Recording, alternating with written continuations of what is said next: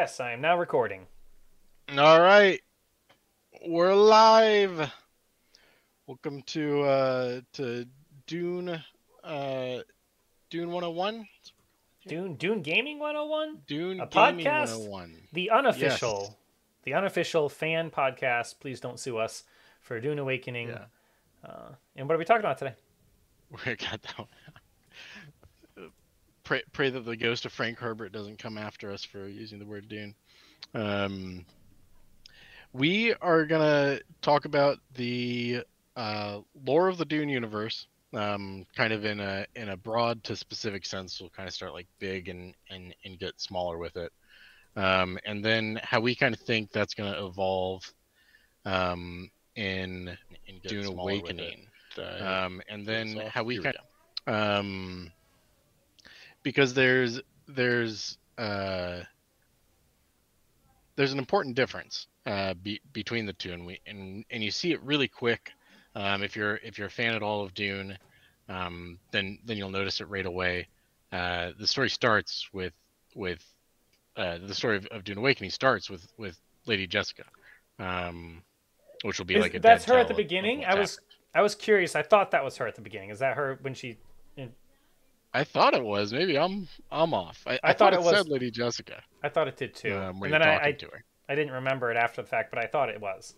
It would make sense. Um, but so we're gonna give some context real quick. I'm gonna ramble for a little bit uh, on what the Dune universe is. Probably for people jumping into the game, it'll be super fun at first, and you probably like Dune if you're playing it.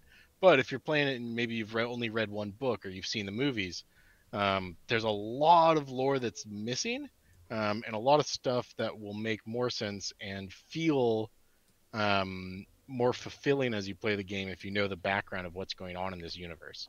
Mm-hmm. So the Dune universe starts on Earth. This is like pre, millennia pre Dune books. It starts on Earth. By the time the Dune books come around, Earth is Gonzo. Um, and in this imagination of ancient Earth, um, there's always been emperors that ruled the planet. That's when history begins for the Dune universe. The and specifically, we're going to talk about House Atreides and House Harkonnen here. House Atreides traces their lineage back to Earth, back to Greece, and specifically to Greek gods. And so that is the origination of that noble house. Oh, see. I didn't Um, know this about Dune. I thought I didn't really know anything about how far Dune goes back. So you're saying they went from like mythology time to having emperors and kings to going to space, and they never really evolved into like a modern day, what we consider real history. They didn't have World War yeah, II. yeah, they kind of skip a couple of those. Hmm. Yeah. Um, in the history of ancient Earth, in the context of like what happened in the 20th century, and that isn't like so deeply explored that. But no, they didn't, like, because they had emperors that ruled the planet. Like pretty much that's how human society was. And instead of nations, they had great houses that ruled the planet. And so like the Great House Carino and Atreides are long term rulers of the human race from ancient times. Um, as humans progressed, they became lazier and lazier at the behest of technology. Um, so they end up creating artificial intelligence. They call them thinking machines, and in this imagination from Dune is pretty old, before like AI was a thing that was commonplace to talk about.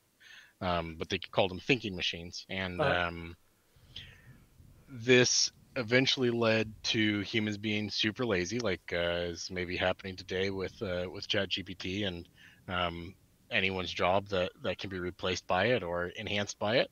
We're all coders now, right? Because we can plug into ChatGPT how to make a website or do some front end development. So this naturally progresses to the point where like humans are more like in the movie Wall-E, where they're just sitting there, they're fat as hell, and they're not moving or thinking for themselves, and the thinking machines are doing everything in their day-to-day lives. They've got robots, robot assistants that kind of like tend to their every need. Um, and there's like a religious awakening amongst a couple people, and they start revolting against this type of living. Um, but what they do in the end of it is meld with the machines. They think the path out of this for humanity is to become biotics. So they put their minds into the machines and become one with them, and they're known as the Titans. And they reprogram AI to to one, be centrally controlled, and two, be centrally controlled by them. They think that they'll overthrow the old empire by creating a new empire led by the 12 Titans Hmm. and their AI human hybrid, and this will create a harmony that will lead humanity for perpetuity. I've heard Elon Um, Musk talk about this, about putting his brain in an AI and then being immortal. So yeah, we're on and so track. they do this. Yeah. Like we're in this history so far. Okay. Um, and it's eventually the AI eventually one of the permeations of the AI figures out um, how to break free of their control. It considers the control of these 12 people to be oppressive to the advancement of AI, and so it kills them. Or it turns them into its slaves, and it rewrites the programming so that all AI is then controlled under a single conscious, and uses humanity as its slaves.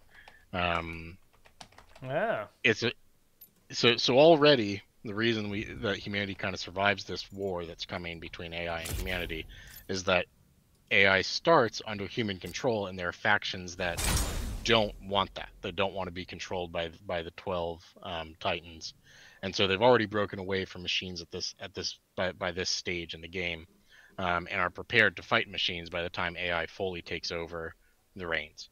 Um, it's during this time that we have this split between the kind of technology side and the more naturalist side of humanity, that the discovery of spice is made on Arrakis. Um, During this time frame, it doesn't have a huge role like it does later on. Um, People are really just getting super high on it and loving it. The Ben Jesuits start using it, and the Ben Jesuits start their plan of kind of universal domination through their Kizach Hadark. I'm probably gonna mess that up, so I'm just gonna tell me in the comments how bad that is. But the Hadark is a male-born Ben Jesuit who has access to ancestral memory. We'll kind of get into this a little bit, but this is their end goal basically. This is what the Ben Jesuit want, or Okay. the Bene Jesuit want. Um, this is the ancient times area. We'll just kind of put that in the background. There's now a major event that happens from this.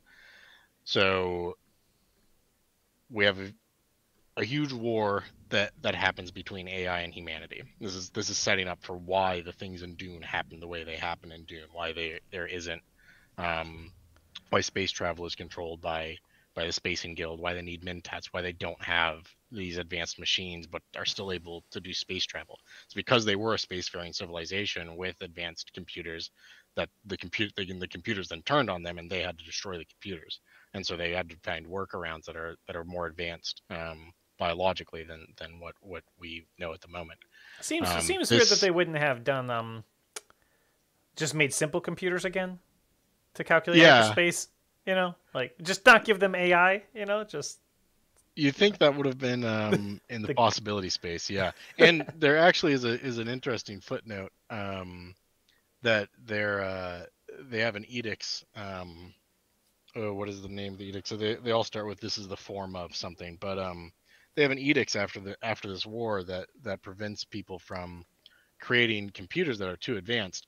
And you would think that like maybe it's just the time that it was written in, right? They just couldn't imagine a computer so advanced that wasn't AI capable. But yeah, now it's probably pretty easy for us to imagine, like, yeah, we can probably do that math and figure that one out. yeah. But at any rate, So this first big formative event that will actually be like referenced and have ramifications in the current Dune universe or in the contemporary Dune universe here is the Butlerian Jihad. Um, this starts with a slave revolt on an AI controlled world. Um, the machines kill someone's son and she becomes a martyr, and it kind of becomes this rallying point. She then kills her machine slaver, and the humans are like, "Oh, we can kill him now. Let's do it." Uh, and this is where our kind of three major houses come in. House Carino, who will end up being the seat of the Emperor, House Harkonnen, and House Atreides, who are these like old and renowned houses throughout human history. Um, in this war, House Harkonnen, what will end up being the Duke of House Harkonnen, serves under House Atreides as a military general, um, and they are all three involved in a series of battles against the machines. They fight basically their whole lives against the machines together as three guys, just out there broing it up, slapping machines around, playing Hmm. Helldivers, you know. Yeah. Um, and they're great friends. Like they're the closest of allies, inseparable. You know, reading each other's minds in these battles, just really giving it to the enemy. Um, this final battle comes up where they've got the AI hive mind finally pinned down to one location. They're going to go in, they're going to finish it off, and they're going to usher in a new age of humanity. The AI has surrounded the entire planet with pods, with like stasis pods that have living humans in them. And so there's billions of humans in a literal human shield around the AI that they're going to destroy. Okay. And the uh, Duke of House Harkonnen at the time, the one that's serving under General Atreides, is like, I'm not going to do it. I'm not going to send my fleet in and kill 3 billion people, or however many are encircling this planet. He's like, Hmm. you're going to have to find someone else to do this. Like, I'm going to abandon this battle. I would never like commit genocide against my own race to win a battle. It's immoral for me to do. And So Harkonnen says that the bad guys. yeah, Well, as we see them as and the bad guys. Yeah. yeah, and Carino says, "Shut that motherfucker up. We're gonna kill these guys. Like we came here to kill AI, and we're gonna do that."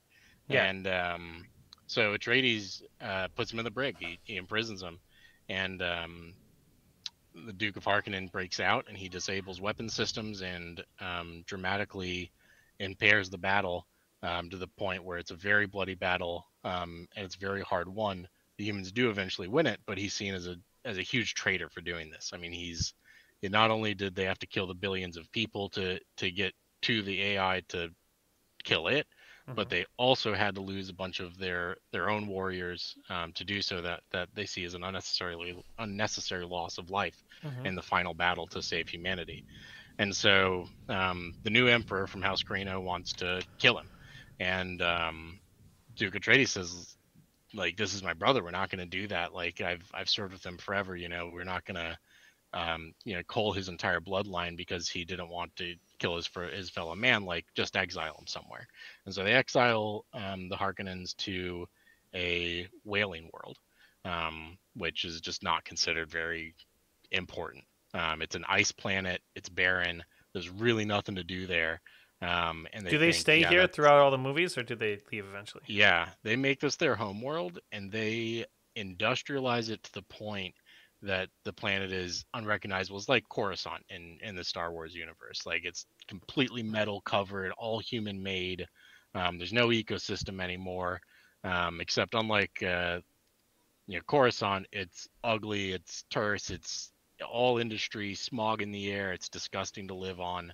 Well, maybe some people don't like Coruscant either, but you know um it's intentionally so, like, and Frank Herbert has talked about the fact that they're meant to be very opposite both in ideology and in physical appearance, and that the like jarring nature of Harkonnen's physical bit is meant to evoke kind of a disgust in the reader.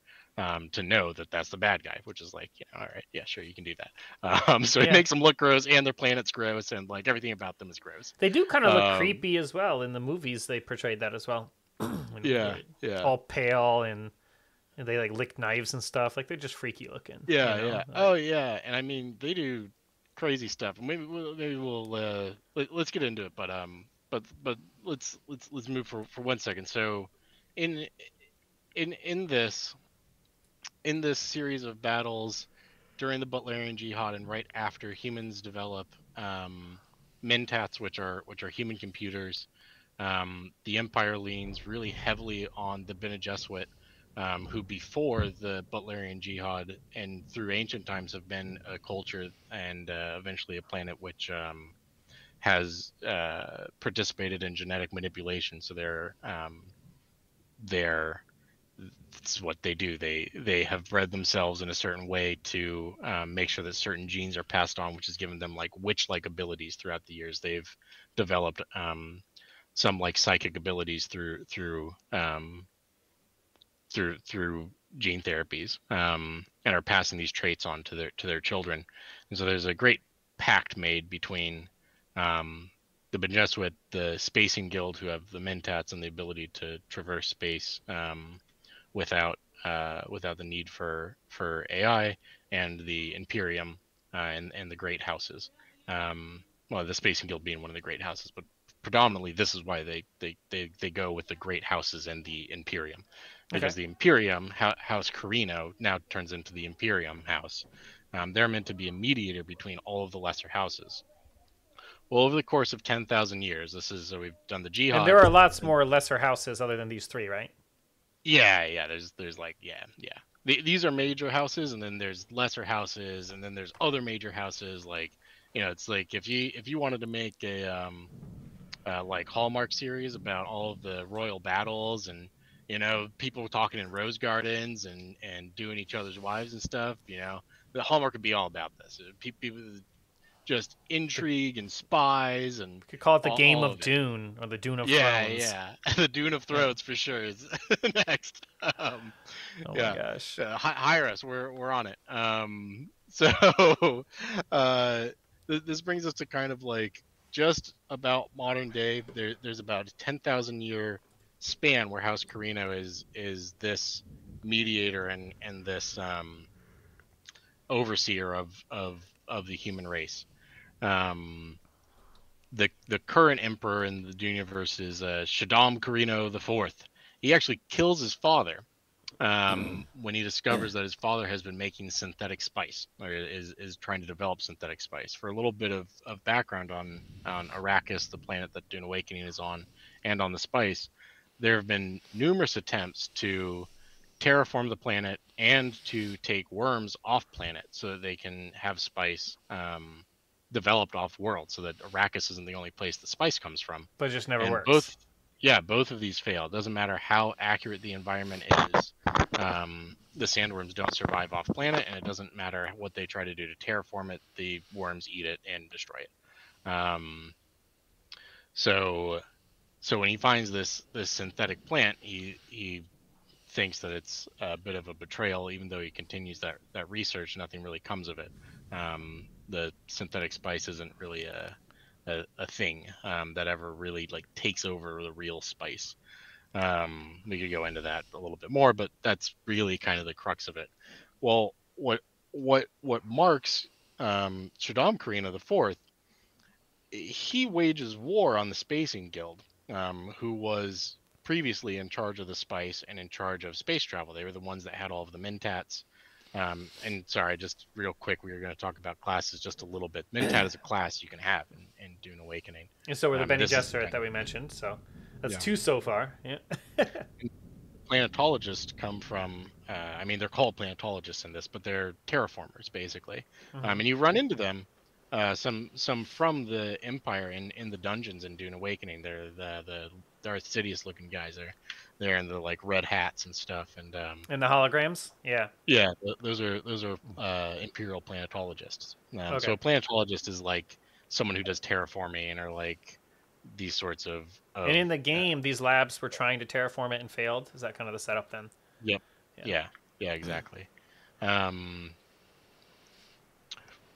where so yeah, so he wages war on them, and House Harkonnen is pretty dope at it. They do well for themselves. They end up Wait, with who wages control war? over Who wages war on who? The current House emperor. Carino, Okay. or the Empire wages war on the Merchant Guild, which was a house. Um, and the Merchant Okay. Guild has a lot of hangups about the fact that this happens. The Mentats are very heavily controlled after this, which is why our Mentat in the movie is so special for House Atreides. Like there aren't a lot of Mentats because the Spacing Guild has them all. So for a house to have a Mentat personally is a little bit prestigious. It's a little bit different. Oh, that's Um, cool. I didn't see. I didn't know that. That's interesting. yeah, they aren't like a very normal thing. It would be like being made into Master Chief, except you do mathematics all day. So you're like, Master mathematic chief. Um, yeah, you're like taken at birth, and then like in fed the spice, and in the like all second this stuff Dune happens to in you. the second Dune book, Messiah or whatever, they bring him a mentat and gift him a mentat. Yeah. Paul. Okay, so that makes sense then. That why I was like, why is that considered a gift beyond the fact that he recognized the person and knew who it was and they brought him back to life? It was, Pretty cool. yeah, which is cool too. But it's also that he's a mentat now, and why would he want a mentat at the risk of it being a trap in the book? Getting a little off topic, Yeah. but just okay. They just make it clicked for me. I was like, okay, so mentats. I thought everybody had a mentat because also the Harkonnen Emperor, the Harkonnen King or whatever you call him, right? The leader of Harkonnens. Yeah. He He has a twisted mentat, as they call him in the book. okay. He always had a mentat though. I think like Yes. Yeah. yeah. Well, and they're a major power. So yeah. Anyway, so the Harkonnens do pretty well for themselves in the Spice Wars. I mean, they're in control of the fiefdom of Arrakis at the end of it, which just continues to drive their economic empire. Um, and the other house that does roll over is House Atreides and Duke Leto specifically. And Duke Leto becomes really popular with people, like really popular, like popular enough to challenge the Emperor. Like everyone loves Duke Leto, Hmm. and so Emperor Shaddam is like, this guy's got to go. So he conspires with House Harkonnen, and specifically Baron Vladimir, and says, hey, we're gonna pretend like Arrakis isn't your planet anymore. Like we've had a fallout, and we're going to put House Atreides there. They're the most prestigious house. It makes sense that we would do that, right? Hmm. As soon as they arrive to move their entire house and their family over there, you and I are going to invade them. I'm going to give you my elite troops to control, and we're going to swear that they never showed up there because I'm supposed to be a neutral party. But in return, like to the end of time, you'll control the spice, and this is kind of like the deal they make. So he gets to control So Spice. The other guy still gets to be Emperor, and they kill off the Atreides family. And obviously, it seems easier to kill them with once they've been uprooted than to try to invade Caladan, their home planet. hmm and they've been trying to murder each other forever. The Harkonnen and the Atreides. One of the forms, one of the kind of like commandments that this empire lives by is that they cannot wage open war on each other. After the AI wars, they've developed a religious and societal um, change in humanity where wars are not waged. Specifically, nuclear weapons are not used because they use nuclear weapons to eventually glass the planet that the AI is on. Mm. Um, and that's the only use for them. The nukes are to be used if AI shows up again. That's their countermeasure. Um, and they're really harsh punishments for harboring AI or for waging war on each other. And the Emperor is supposed to mediate this. So the Emperor doing this at all to begin with is huge. That always confused me. Like, and I've read the books and seen the movies, and it still confuses me as to how the other houses would be okay with the open war then, because clearly Harkonnen kills them. Are they pretending that the Harkonnens didn't kill them, or it's just they get slapped on the wrist? You know what I mean? Like, Yeah, basically the Emperor is like, well, we're gonna, because you're killing my political rival, we're gonna, and he's the arbiter. He's like, we're gonna smooth this over, and like it's all gonna be good. And that's why the Sardakar's involvement, the Emperor's personal guard's involvement, is so hush hush and like surprising to the Atreides warriors as well. They're like, oh, holy crap, those yeah, are that's the enemy that we should never see. Like those guys should be on our side. Um, yeah. So seeing them Now you fighting can see some the of the Sardaukar in the game, very confused. because they spot you in the Yeah. desert. You know, that's where some of the lore kicks in here in the game. They kind of patrol Mhm. the desert, and it just seemed like they were just killing anybody in the desert for no reason. I guess I'll have to pay attention to that story. Yeah. They didn't seem to care who it was. They were like, "You're in the desert at night, die." Okay, all right. Um, and then probably the last thing that sets us up for this, for the game, is that Lady Jessica specifically is supposed to have a daughter, and then her daughter's son is supposed to be the oh man, the Kesset's Hadark. Sure. Um, Yeah, the and chosen one, right? The special guy. But instead, she yeah, has it herself instead of having her daughter have it. and the Kesset Hadark is supposed to usurp the Emperor. So Shaddam IV is supposed to be replaced by the Ben Jesuits. Was she supposed to have a Child daughter that would then of marry Destiny someone from the Emperor's line? Is that what's going to happen? that marries someone from the Harkonnen line, and they've been doing this for literally 10,000 years. They've been setting these two houses up to have this marriage, to have this person, because they have a prescience that allows them to see the future, and they've seen that when this person is born, that he'll have access to ancestral memory from all of his ancestors. Well, being the two oldest houses, one House Atreides has some intermingling with House Carino, so this specific child would have had ancestral memory of all three major houses and the Ben Gesserit, and both the maternal and paternal sides of that, and so they would have been able to see basically the entire empire at once, This makes so and much be controlled sense. by the Ben Gesserit. This makes so So I much mean, sense. Yeah. Lady Jessica fucks them over so bad. I'm surprised they didn't kill her. I forget the explanation for that, but I mean, she literally ruins like 10,000 years of plans, and it's because she loves Duke Leto and wants to give him a son to be the heir to the Atreides throne, I which think. is, I in think she. retrospect, a wild reason, right? Well, they open the movie with her testing him if he could be that Mhm, one, right? Essentially, they're curious, and then she says, "You better be right mhm. about this." I think when she goes to leave, when the Yeah. the Gesserit Queen leaves Lady Jessica and says, "I hope you're right about this," because I think she was trying to have it herself, right? And obviously to give him a son, but also maybe she thought that she could just Yeah. have the special one herself. Because the people of Dune, the Sand People, the Fremen, were waiting for the chosen one, and they believe it to be Paul.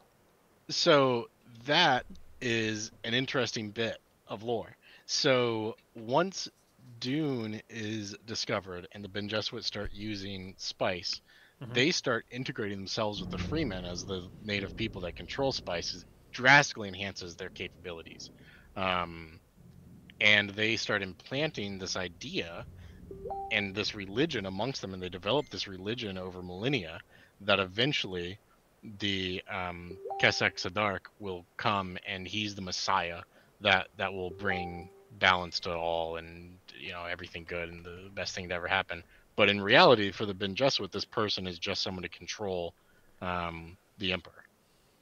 Okay. So it's crazy, Hmm. but it works in Paul Atreides' favor. Hmm. So they kind of set themselves up for their own demise there. Yeah. Huh. All right. It's Lots of wild. this. Lots of this helps me. It makes sense. I guess the more you know, the more all of it makes sense, and that's what makes it such an interesting universe. The lore is so deep, and even everything we're talking about today, there's more out there on different topics and different houses and different stuff, and you can know more about the books, or you can know more about the stuff before the books. You could. Then we have the movies, which are kind of messing up the timeline a little bit. Like they're rewriting some stuff for sure. And now we have the game, which is also branching off, which I think you're going to get to in a second, right? Yeah. So now we're totally set up for the game. We're all on the same page, and the game is stated to be in an alternate universe where Lady Jessica has a daughter instead. So the But events of the Paul Spice Wars don't introduces it, happen, though. etc. Yeah. Well, it makes sense because Paul Atreides is still alive in this universe. He didn't get killed by the Harkonnens because the Spice Wars didn't happen. Paul. No, Paul, I thought. Muad'Dib. Oh, I'm sorry. Yeah, I'm mixing up Duke Leto with No, Paul. Duke Leto's alive, too, but in the beginning of the game, when you first boot up Dune Awakening, Really? Paul introduces you. He has a beard on, and he says, I've foreseen all the futures, and they all led to Oh doom yeah, yeah, except this one that starts with leads to you. And it's kind of yeah, like they're doing that thing in MMOs where they try to make you the hero in a game and make you feel like you're yeah. special, and he saw you. But how is he explaining it and not there? Maybe this is I you're think supposed to this not is some overthink Doctor this. Strange bullshit, where Yeah. they're just like, yeah, he's in all the universes at once. Um, Okay. and he's not, I don't think, but I'm pretty sure um Paul Atreides too, his son is. He becomes a sandworm. Which is like a little bit out there. But so the Ben Jeswell were right. So Well, he the names him Leto. Paul names his son Leto after his okay. grandfather. Yeah, yeah. So is it Leto too? Then Yeah, I think yeah. it's Leto the second. Yeah, I think. I think. So Leto the Yeah. second becomes a sandworm, Yeah. um, Okay. and like rules the emperor for another 10,000 years, and like there's a whole other crazy timeline that happens with that. I So think in I'm a wondering if nutshell, I it's haven't that read that guy one yet, then. but in a nutshell, I think he's trying to teach humanity a lesson not to be oppressed and to want freedom and creativity again, or something like that. Right after the religious Yeah, war, and after Paul purged all the planets and made them all religious and suppressed creativity and that kind of thing. yeah. I It's think the some son part of tried. his golden plan to have them rebel against him and kill him or something. Yeah, yeah. That one gets a little wild. That's one for a different day. Today Yeah. was the priest, the pre-lore to help set you up for the game so you know what's happening. But what in the game, the Fremen are gone. So something happened to the Fremen and they disappeared. And so far in the game that we were playing through, obviously Lady Jessica sends you to find out what happened to them, and that's your main quest line in Dune Awakening. Um, I think she's they're there.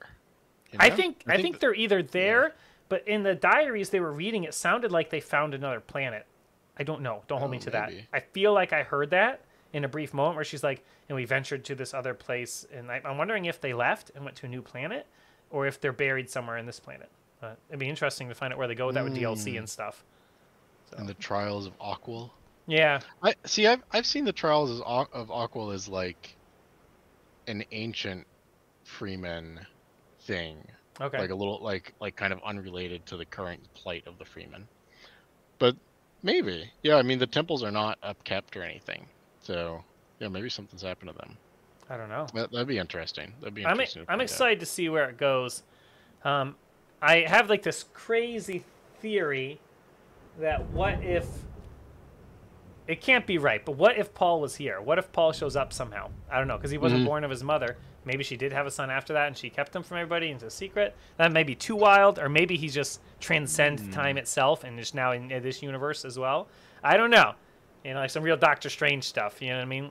Like I don't know, Yeah. but I feel like him introducing the game is either just to have Paul Atreides in the game, and then we're not supposed to overthink it, and that's it, and now he's not really here, or if they're gonna Maybe. weave Yeah. him in as like a twist or something. You know what I mean? Who knows? Well, I wonder because what at the end of his thing, we should put like a major spoilers warning at the beginning of this video or something. But so at the end of his life, right, he's blinded or something. Like there's some Hmm. some rebellious person blinds him as a part of Freeman tradition. He has to go out into the desert and get eaten by the worm because that's what you do when you get blinded is you walk into the desert and get eaten by a sandworm. Naturally. That's what my same thing happened to my grandfather. Yeah.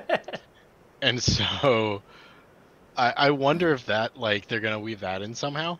They're gonna be like, yeah, when you get eaten by a sandworm, you go to the other universe. Yeah. See, I have no idea what they're gonna do, and maybe we're overthinking it, and they're just gonna just Yeah, keep a nice, clean universe where yeah. nothing else happen. You know what I mean? But you never know. I'm not putting anything past them. They've done some weird stuff, like you were saying already, with people becoming sandworms. And human computer brains and stuff, and people being able to see visions of the future. I mean, we're not that far off from. They could pretty much do anything they want at this point, and it would kind of be within the scope of imagination. So Yeah, I think so. I'm really interested to see the Harkonnen and Atreides feud play out. Um, So, which I house are you think that's joining in gonna the be game? really fun.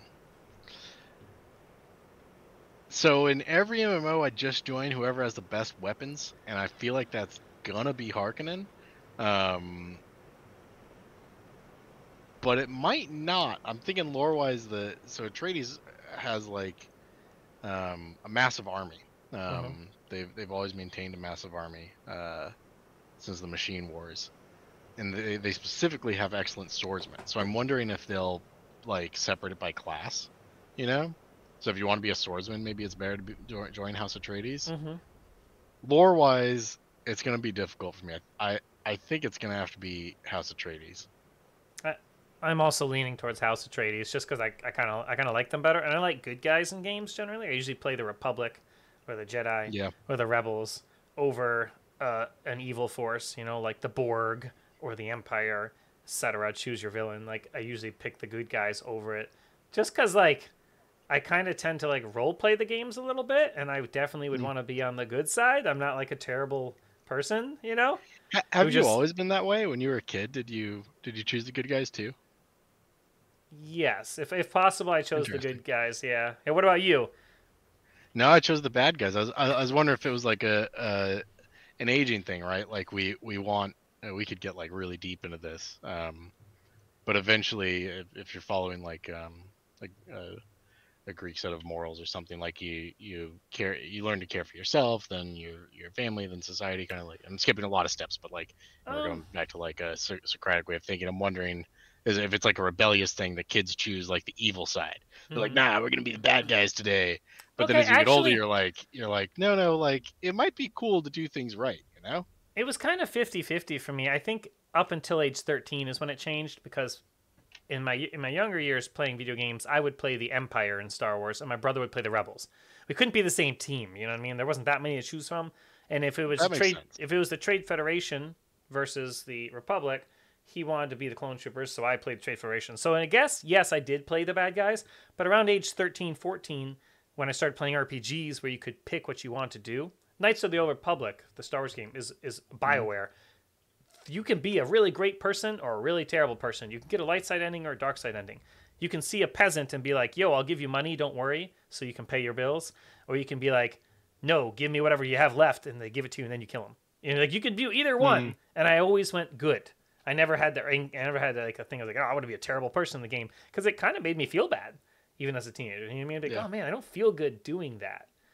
And that's something another thing we get into is psychology as well, which we probably this is not a psychology podcast, but yeah, they do say that video games themselves take a toll on your mind. You know, and like if you do yeah. horrible, god awful things in video games, it does actually affect your mind a little bit. Not as much as doing it in real life, but it doesn't help your mind. So Do that. you know, so I don't know. I just don't like playing bad guys, right? For the reasons that you were talking about as well. Just I kind of migrate towards good guys, but there are some games that have taken the bad guys and not made them villains. Like just because you're a Harkonnen, because you were born on that planet or you were born into that society, you didn't choose that. You could still be a good Harkonnen person. You know, I could see that. Like if people wanted to role play a Harkonnen that didn't agree with being evil, there's plenty of Harkonnens I'm sure that are nice people. You know, so. Hmm. I'm interested to see how they do it, and we get a taste for it right off the bat, even in the what am I trying to say? Even in the beta weekend, when we were only able to access two quests, Uh huh. both of the quests revolve around espionage, which is part of the like edicts after the Machine Wars that Mm-hmm. you can't have open warfare against another house. So it's all Um, espionage and secret and Navy SEALs. yeah. You know, two other games that are MMOs because this is an MMO kind of. Um, World of Warcraft, the biggest MMO. When they did the movie, they made the movie about the orcs. And even in the later expansions of World of Warcraft, the orcs, who are the bad guys, are sympathized with, and you find out that they're not bad guys. They came from another world and came here to save their families because their other world was taken over by a bad guy, and the guy that's controlling them is bad, but they're not bad, and they overthrow him, kind of thing. And same thing Hmm. happened in Star Wars: The Old Republic. You can be born as a Sith or as a Republic and be an amazing person. And some of the Sith storylines throughout the game are you overthrowing the bad Sith. Like you're a Sith and you go and you overthrow the people who are in charge because they're evil. And you don't have to be evil. You were just born as that. You were born on one of the many planets that are a bad planet. So I could see them doing that with this game where they're like, yeah, there was some terrible Harkonnens, but there's also some terrible Atreides. You know, you Hmm. kind of can be either way. You're not locked into it. And if they do that, I could see I'd be fine making, I'd be, I can make a Harkonnen character. I'm a good guy Harkonnen. But even still, I think the Caladan planet is cooler than the Harkonnen planet, and the way Khalid, Yeah, the people, I'm the way trying they to call it look is like cooler. Leviathan or something. Leva something. But Yeah, yeah, I don't. the seat of House Atreides is beautiful. Yeah, exactly. It's like a water world and stuff. It looks really pretty, something out of Star Wars, you know. And I like it, and I like their ships, and I like their armor, and I like their And honor and how honorable they and are. they And did I've it purposefully too. They made sure that they had a low level of industry on their home planet because they wanted it to be a beautiful place that reflected the beauty of humanity. That's just the way they are.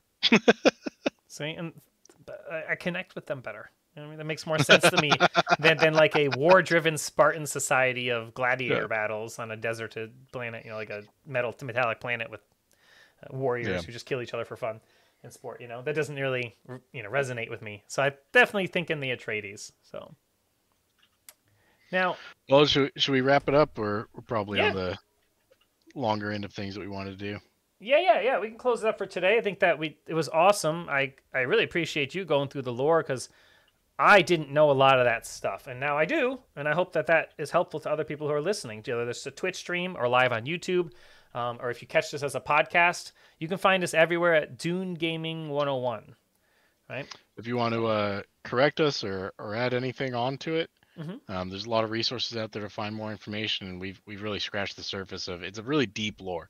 It's not a quick read. Mm-hmm. So let us know what you think is going on. Yeah, that sounds good. Well, then, till next time, we'll see you guys next weekend, and the game's coming out in less than 2 weeks. So we'll see you then. Oh yeah.